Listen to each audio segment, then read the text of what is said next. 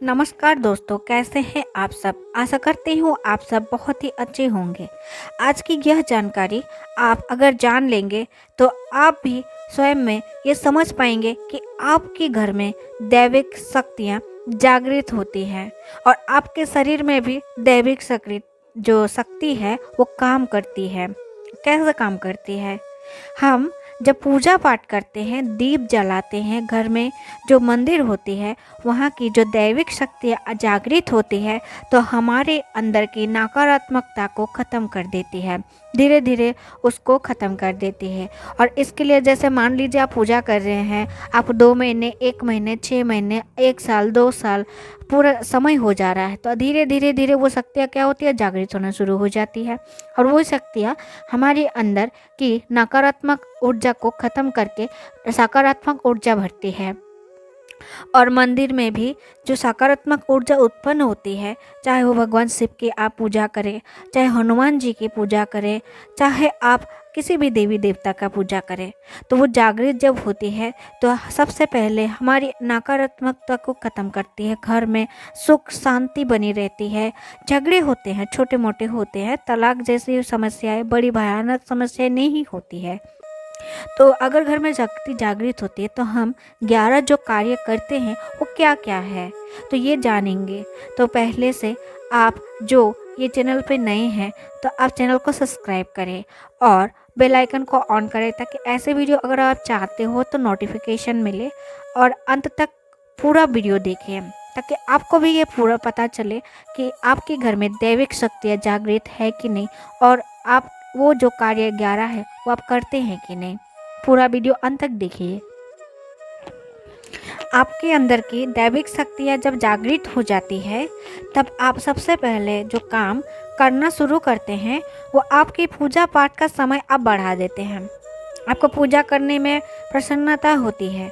जब भी आप पूजा करते हैं तो पूजा किए बिना आप रह नहीं पाते हैं। जैसे आप मान लीजिए आप 15 मिनट पूजा करते थे तो उस जगह में आप घंटे 2 घंटे आप भगवान के पास बैठे हैं, भगवान को निहार रहे हैं, उनकी नाम ले रहे हैं, उनकी पूजा कर रहे हैं, तो ये आपको पसंद आने लगता है। आप सारे समय ध्यान में रहता है कि आप कीर्तन सुने, आपको सिर्फ भगवान की नाम सुनाई दे। तो इस प्रकार की अगर आपके साथ होने लगे कि आप समझ लीजिए कि आपके अंदर की दैविक शक्तियाँ जागृत हो रही है, आपके मंदिर की दैविक शक्तियाँ जागृत हो रही है। दूसरा कार्य है कि आप पहले से ये तैयार रहते हैं कि कोई अगर भिक्षा लेने आए या कोई दान करने में विश्वास रखते हैं।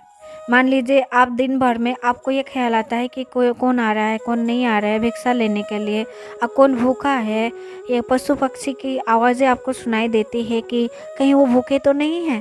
आप उनको चारा डालते हैं तो आपकी जो भावना वो बदलना शुरू हो जाता है। आपको दान पुण्य में विश्वास होने लगता है, आप ज़्यादा दान पुण्य करने में विश्वास रखने लगते हैं। तो ये दैविक सक्रिय जो शक्तियाँ हैं वो जागृत होने की वजह से ये कार्य होता है। तीसरा कार्य है कि आप कोई भी व्यक्ति के प्रति दया भाव रखना शुरू कर देते हैं।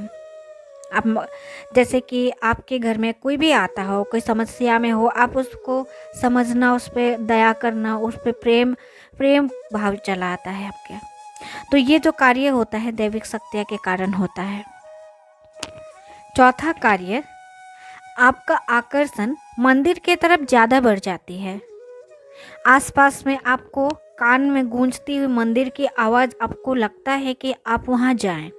कोई सिद्ध पीठ स्थान हो दूर कहीं, जैसे कि कामाख्या मंदिर और भी बड़े बड़े मंदिर हो जहाँ पर आप आकर्षित हो, जहाँ पर आपको मन करे कि आप जाएं, तो ये कारण दैविक शक्तियाँ के कारण होती है।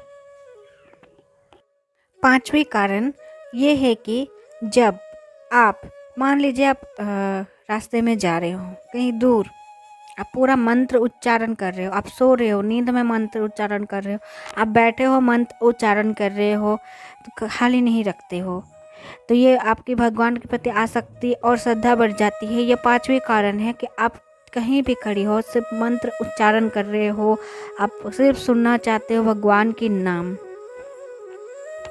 छठा कारण ये है कि क्या आपके साथ ऐसा होता है, जैसे मान लीजिए आप कहीं पर खड़े हो, ठीक है, आप गुस्से में हो या फिर आप मन अशांत है ये आपको लगता है कि मन को अशांत नहीं करना है, गुस्सा नहीं रहना, आप मंत्र उच्चारण करना शुरू कर दिए। आप खाली समय बैठे हो और आपको लग रहा है खाली नहीं रहना है, अभी जाके मंदिर में बैठ जाती हूँ, कोई ग्रंथ है पाठ कर लेती हूँ, पूजा कर लेती हूँ, मंत्र उच्चारण कर लेती हूँ, कोई भी मंत्र हो। आप ओम नमः शिवाय हो, हनुमान चालीसा हो, जो भी आप पढ़ते हैं, या फिर आप कोई भी देवी देवता, श्री कृष्ण, हरे कृष्ण कृष्ण कृष्ण हरे हरे, हरे राम राम राम हरे हरे, ये सब करना शुरू कर देते हो, ये मंत्र उच्चारण करना शुरू कर देते हो। तो ये दैविक शक्तियाँ के कारण होती है कि जैसे आप बाइक में हो, रास्ते में चल रहे हो और आप मंत्र उच्चारण कर रहे हो। सातवीं कारण ये है कि भगवान की ऊर्जा में इतनी शक्ति होती है कि आपके शरीर को गर्म कर देती है। तो इस कारण से आपको गर्म ज़्यादा लगने लगती है। अगर आपको गर्म ज़्यादा लगे वो, जब आप पूजा पाठ ज़्यादा करते हैं, मंत्र उच्चारण करते हैं, दैविक शक्तियाँ के कारण आपके शरीर में गर्मी लगनी शुरू हो जाती है। आप सच बोलना शुरू कर देते हैं, आप झूठ नहीं बोल पाते हैं। कोई भी कार्य में पहले झूठ बोल देते थे, पर जब शक्तियाँ काम करने लगती है और आप में दैविक शक्तियाँ चली आती है, सकारात्मक ऊर्जा भर जाती है, तो हम झूठ नहीं बोल पाते हैं। मन से आपको झूठ आएगा ही नहीं, आप सच ही बोलेंगे। और 9 नंबर जो है कार्य, वो है कि आप रात में 12 बजे सो, 1 बजे, 2 बजे, 3 बजे, जितने बजे भी सोते हो, जागना आपको 4 से 5 बजे ब्रह्म मुहूर्त में ही होता है।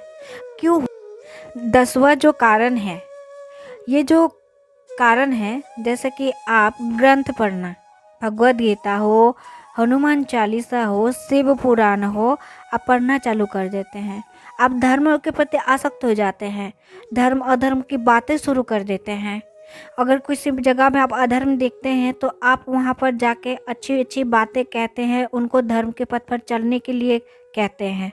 ये 10वां कारण है, दैविक शक्ति के कारण ऐसा होता है। और जो 11वां है, वो है बहुत ही महत्वपूर्ण, वो है माता पिता के प्रति भाव, प्रेम, सेवा। ऐसा कभी नहीं हुआ जो आपके साथ होने लगता है, आप सोचते हैं जो माता पिता हमारे भगवान हैं, उनसे कोई गलत नहीं होनी चाहिए, हमारे हम उनसे गलत ना करें। हम सुबह उठ के नहा धो के देवी देवता का जैसे पूजा करते हैं, वैसे उनकी भगवान की तरह पूजा करें, उनका खाना खिलाएं। ये दैविक शक्ति के कारण ही होता है। ये 11 कारण अगर आपके साथ भी है तो आप के अंदर दैविक शक्तियाँ हैं, और आप अच्छे अच्छे कार्य करिए, अच्छा सोचिए, अच्छा बोलिए और पूजा पाठ का समय बढ़ा दीजिए। क्योंकि भगवान की भक्ति में जो सुख और शांति, जो आनंद है, वो कहीं नहीं है, हर समस्या का समाधान है।